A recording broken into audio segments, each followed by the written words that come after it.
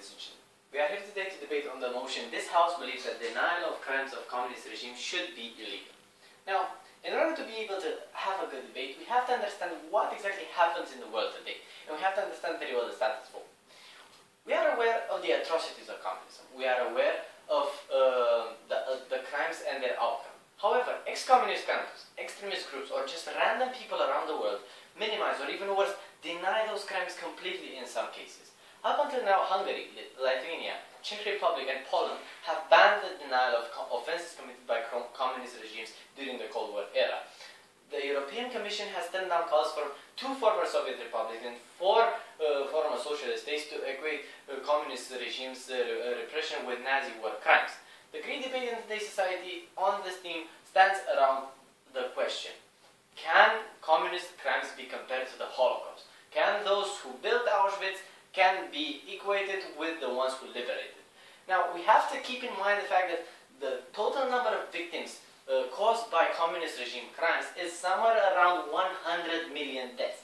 This is an astonishing number, the greatest in history. Now that we have understood this, I will move on to my constructive, and I'll have 3 major points. Firstly, I'll make a comparison with the crimes of the Holocaust, and explain how even if how exactly because the Holocaust is in the situation of that denial of crimes of Holocaust is illegal, we should approve this motion. Secondly, I will talk about how denial hurts a certain part of the population and how we should apply in order to have a positive effect on a psychological level for the population. And thirdly, I'll talk about forbidding and how forbidding in this very case is preventing, and how we shall prevent development of other extremist groups in our society, and we will be able to have a more balanced political and actual life by itself. Now, firstly, moving on to my first point on comparison with the crimes of the Holocaust. Now, factually speaking, the crimes of communist regimes were the greatest mass killing ever.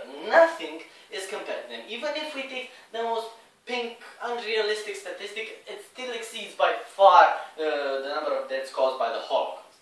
Now, we see today that all over the world, the crimes of the Holocaust are considered a crime, and the denial of them also a crime. So, we see that if we have a certain mass killing that is even worse, and it is acknowledged to be even worse, we see that it would be only ethic that we acknowledge this fact and approve this motion, and make the crimes of communist regimes equate with the crimes of the Holocaust. What we see today is by enforcing the issue and taking denial of communist crimes to a criminal level, just as the Holocaust, we shall raise awareness on these atrocities, and we shall reach a global understanding of the issue. Because the real impact of this is that this global understanding may stop those tensions caused by denial of crimes of communism. Because when everyone is able to understand those facts, when everyone is able to understand that those crimes exist and those crimes will always be remembered in history, then we will be able to reach a no-tension moment. And this is my second point about denial and how it hurts the population. Millions have suffered due to communist crimes. Millions have suffered due to those regimes. However, the numbers are impressive and highly debated. However, even if we would take the most unrealistically pink statistic, the crimes of the communists far exceed them in any other mass killing in history. By approving this motion, we will show respect, and we will show true consideration towards those who were truly harmed by the crimes of communism. And thus, we will create a positive psychological effect in the population. Because people, it is a very simple mechanism. People will see that the state, the agent that represents them and ought to protect them, will see that they have suffered, and they will acknowledge that they have suffered. And they will see, the state will see that people deny that fact, that people deny their suffering. So therefore, people are disappointed and not furious on that segment of the population that denies their suffering, that denies communist crimes. When the state, the most trustworthy agent in the world, and when the state actually enforces this by law and reduces or actually eliminates the number of denials of communist crimes, the people will have more trust in the state and will see the state better, exactly because they will see that the state has acknowledged their suffering, and the state has acknowledged the fact that they have suffered for a purpose and because of communist crimes and communist regimes. And now, thirdly, on my third point about forbidding is preventing. Now, ladies and gentlemen, trouble and crisis are a common thing in today's society. Trouble and crisis are, however, a very spark for extremism. We can make a simple observation if we look at history of mankind since its very attempts of democracy. We can see in ancient Greece or in ancient Rome.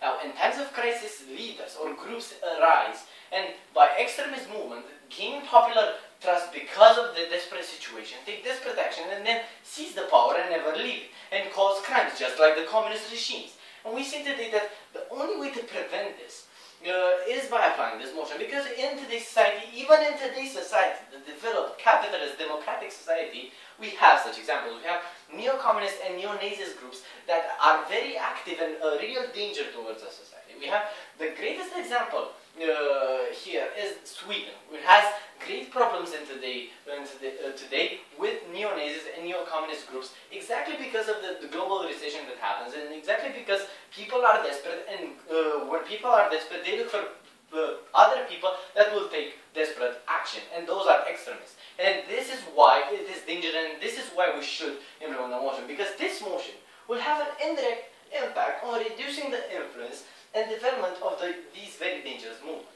It is crucial that we take this measure in order to prevent them from increasing their popularity, because if their popularity increases, then they may have a stronger word in the political stage, and then we risk to have extremist regimes in democratic countries that will suffer because of those regimes. And now, what do we have at the end of the day?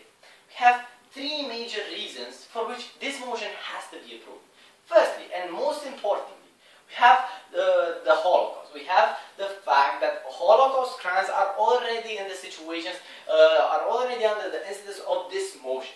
And we see that if we have the kinds of communist regimes that are even worse, factually speaking, than the Holocaust, we say that it is only moral and legitimate that we make them the same. The opposition may come and say, oh, but you know, but on the Holocaust we have an agreement, on the communist crimes there's still a debate. Well, we have this debate for 20 years, and nothing good has ever come out of it.